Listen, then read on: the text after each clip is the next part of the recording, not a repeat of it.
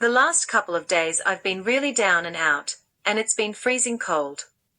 I've been focusing on doing my paintings to distract myself from having no job and running out of money. I was contemplating whether I should apply to go back on JobSeeker, even though it's peanut pay and such a hassle. Right after talking to my housemate and telling him how I really don't want to go back on Centrelink, and right as I was about to surrender and think about applying anyway, I received a text for a job interview at a local shop. The interview is on Monday. I only have 1 week left of rent money, so hopefully I get the job. I really don't care how many hours it is right now, anything is better than nothing.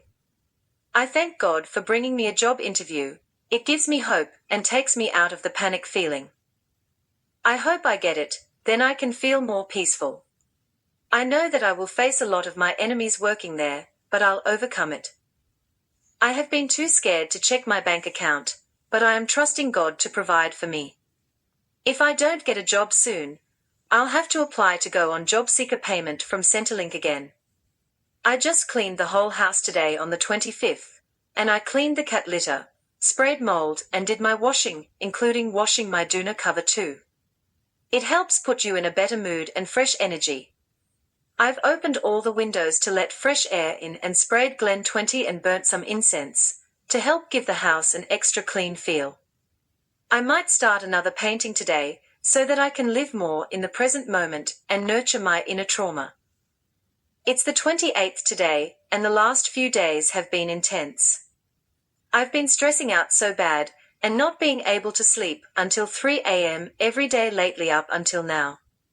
Yesterday, I had an interview at a local shop.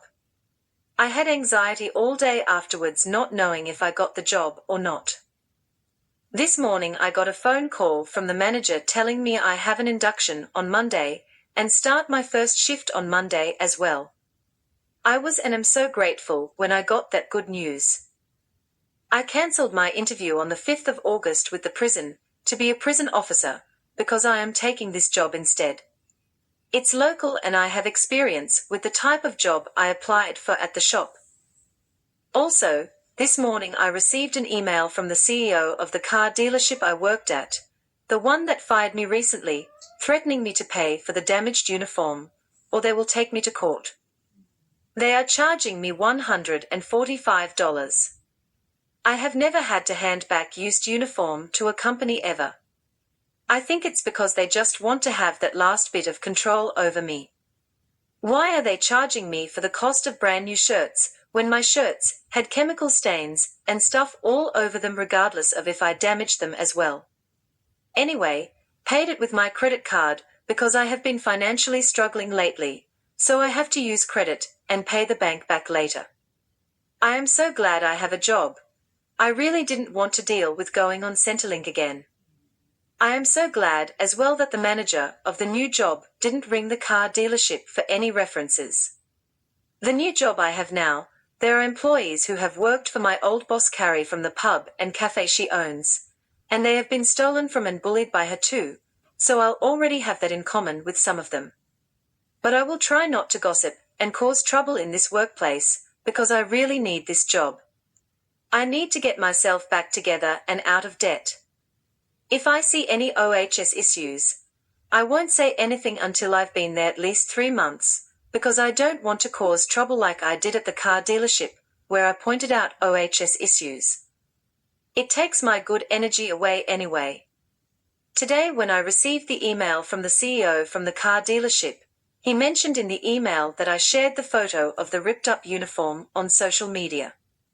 The only way he would know is because I added a colleague from the dealership on social media.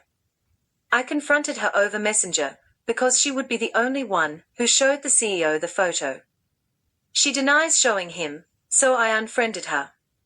I really shouldn't add friends on social media that I work or worked with, it always backfires on me. They usually backstab me. Well, I'm back down to about 20 friends on Facebook, which is good for me. I can be myself and have more control over things, like knowing who backstabbed me and things like that. I rang my grandfather on my mother's side to tell him the good news that I found a job, only to find that he had blocked me. He blocked me along with all my other family. He must have told them I visited him and they poisoned him against me. Well, I went all that way to see him for nothing. What a waste of time that was. How can I trust or depend on anyone when I can't rely on my own family to be there? At the end of the day, rejection is God's protection. God can see things that I can't see. My family bring down my energy anyway, and they put me down, degrade me and belittle me, so it's not much loss.